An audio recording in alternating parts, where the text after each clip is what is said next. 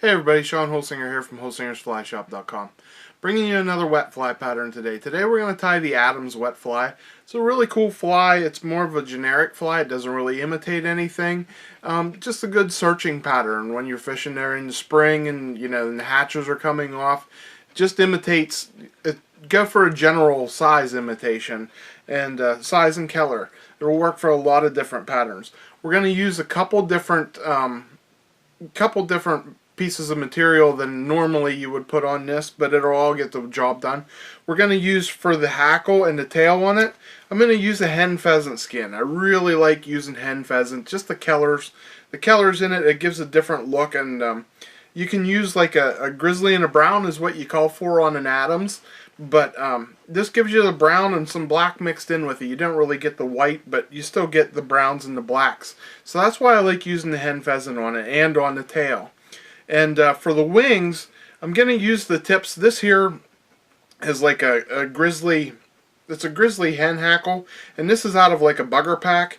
And I'm going to cut the tips off of some of these here to make the wings for it. So it's a couple different things than you're used to seeing me tie here, showing you some new techniques. And that's, I always try to bring out flies with that I can show you new techniques, and this one is going to be on the wings mostly. So let's get into tying this pattern. Okay everybody, this is the Adams wet fly. You can see a really nice looking generic wet fly pattern that will surely catch fish. Let's get into tying it here. We're going to start out with a size 14 Daiichi 1516 wet fly hook. And pinch the barb on it if you want. And for thread, I'm using a 70 denier brown. And we're just going to start that on in the middle there. And we're going to wrap it back towards the back. Now we're going to put on our tail. For the tail, like I said, I'm going to use that hen pheasant. And you can see the different colors of the hen pheasant. This is why I like using it. It gives you, when you spin this around, it's going to give you a different look. But we're just going to pull about 8 or so fibers off of there. And this is what we're going to use for the tail. Alright, for the tail, what we want to do is we want to go a little bit shorter than the length of the body. So we'll measure that up there and tie it down. Make a couple loose wraps, make sure we get it where we want it, and then we'll pull it down tight. And this is a little bit of a long hook, so maybe not, for sure not the full length of the, about 3/4 of the length of the body is the length of the tail we want here. So you get your tail on there, and then we're going to just cover this up with thread. Now we're not going to put any ribbing on this fly. Next thing I'm going to put on is some dubbing. For the dubbing, what I'm going to be using is some snowshoe rabbit foot dubbing in muskrat gray. And we'll just get that out. And we're going to put a little bit of wax on our thread so it holds a little better.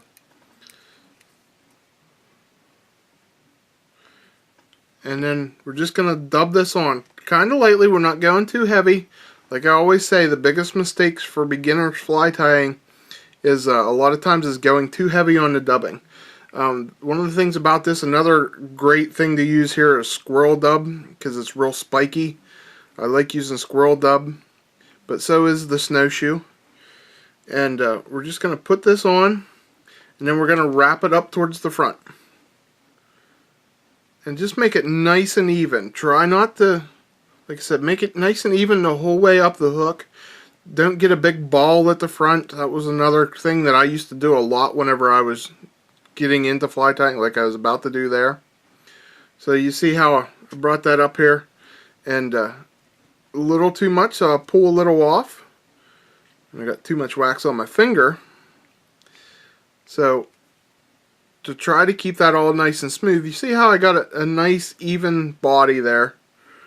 And then right about an eye length behind the eye, we're going to stop.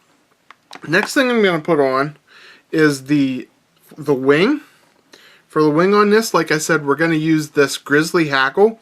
And this is off a bugger pack, just one of the small feathers off a bugger pack. And we're just going to use the tip of it. And I don't want my wing to go past the length of the body there. So I'm going to strip the feathers back, and I'm going to tie these wings on one at a time. Okay, just strip them fibers back like that, get it to the length I want it. And then we're going to tie it down one at a time, one on each side.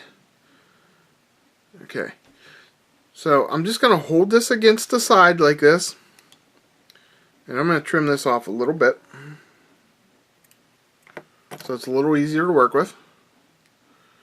Okay, we're going to hold this against the side, and then with a short string, just going to tie it down on the side, and I'm going to keep it up there so it don't roll over the side. And there you can see it lays back over the side.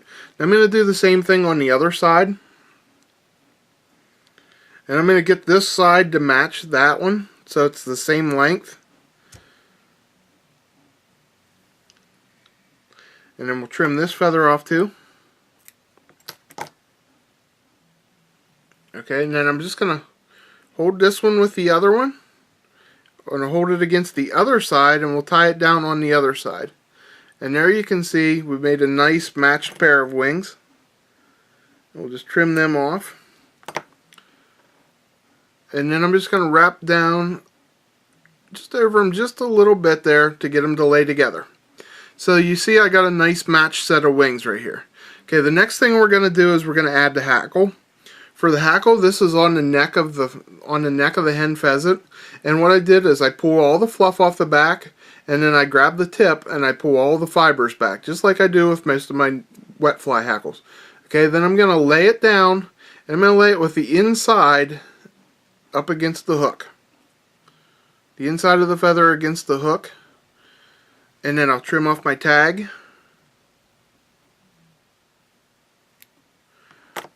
Make sure I get this good and tight so it don't pull out. Okay, now I'm going to put my hackle pliers on and just twist this hackle on. Okay, we're just going to palmer this forward, and it's only going to take a wrap or two. And we're just going to keep pulling these fibers back as we go.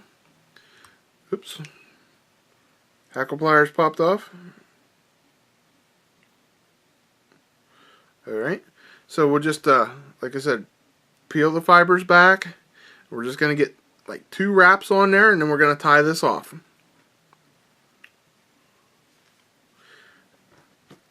And we'll trim off the extra.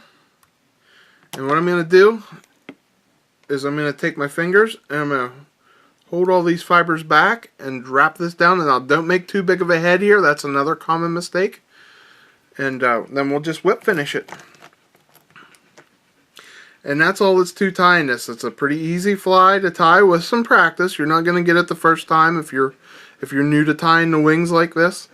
And so, you know, have a couple extra hooks to plan on messing a couple up that you're not happy with. But there you go. That's all that's to it. And we'll put a little bit of finish on that head and call it a done fly. So give this fly a try. Like I said, it's a great searching pattern in the spring, and it's not real hard to tie, and it's a great fishy looking pattern. So thanks for watching, everybody. Keep tuning back, and please subscribe to my channel so you're constantly updated with new content, or try to keep them coming every week to you. Thanks for watching, everybody. I'm Sean Holsinger.